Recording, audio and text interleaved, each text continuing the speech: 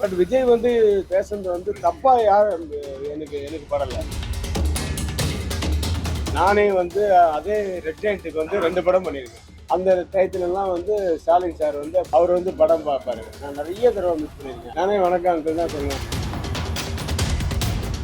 அந்த கூட்டத்தை ஜாலி பண்றதுக்காக அப்படி பேசியிருக்கலாம். தமிழ்ல மாமான்னு கூப்பிட்டா வேணா ஒரு தப்பாயிடும்.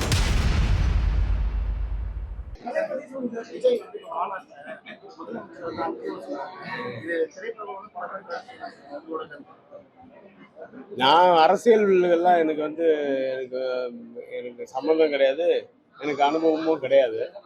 பட் விஜய் வந்து பேசுறது வந்து தப்பா யார் எனக்கு எனக்கு படல.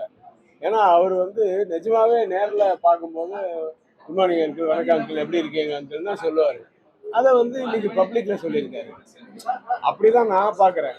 அது அதுக்கு வேற மீனிங் எடுத்துக்கிட்டு வேற மாதிரி ஒரு குரூப் வந்து பேசிட்டு இருக்காங்க. அது வந்து அவங்களுக்கெல்லாம் நான் சொல்றேன், அதை விடுங்க. மற்றபடி நாட்டுக்கு என்ன நல்லதோ அதை எப்படி பண்ணணுமோ அதை பண்ணா ஓகே.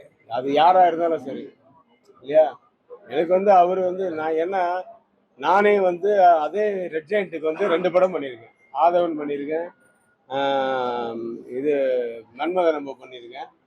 அந்த டயத்துலலாம் வந்து ஸ்டாலின் சார் வந்து அப்போ டெப்யூட்டி சிஎம்மாக இருந்தார். அவர் வந்து படம் பார்ப்பாரு. நான் நிறைய தடவை மிஸ் பண்ணியிருக்கேன். அவங்க வீட்டுக்கு நிறைய தடவை போயிருக்கேன். நானே வணக்கம் அங்கிள் தான் சொல்லுவேன். ஆண்டி எப்படி இருக்கீங்கன்னு தான் சொல்லுவாங்க அவங்க. அது வந்து தப்பான வார்த்தையே கிடையாது. அது வந்து தப்பான வார்த்தை கிடையாது. அவர் வந்து கொஞ்சம் கமர்ஷியலைஸ் பண்ணி அது பேசுறது. ஏன்னா அவங்களோட ஆடியன்ஸ் இருக்காங்க அங்கே.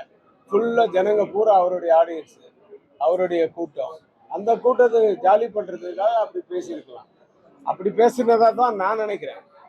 அவர் வந்து தப்பாக ஒருத்தருக்கு குறை சொல்லணும்னு, அது குறை சொல்கிற வார்த்தையே கிடையாது. இப்போ நான் இவர் அங்கிள் தான் கூப்பிடுவேன், பாபு அங்கிள் அப்படி தான் கூப்பிடுவேன். அது என்ன தப்பு இருக்கு? அதில் ஒன்றும் தப்பு கிடையாது. தமிழில் மாமான்னு கூப்பிட்டா வேணா ஒரு தப்பாயிடும். அப்படி அவர் கூப்பிடலையே. Thank you very much.